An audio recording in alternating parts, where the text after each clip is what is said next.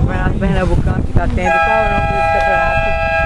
É o Circuito Pernambucano. É o Circuito Pernambucano. Uma das etapas.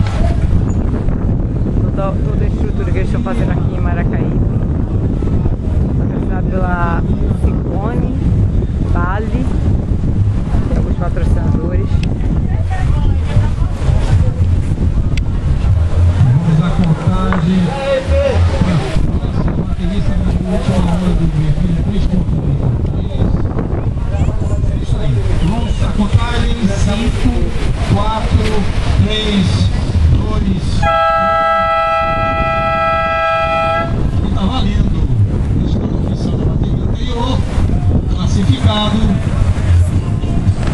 Primeiro, Maurício Bandeira. E na segunda colocação, Carlos Tito. Terceiro, camiseta preta, Gustavo Locke. E na quarta colocação,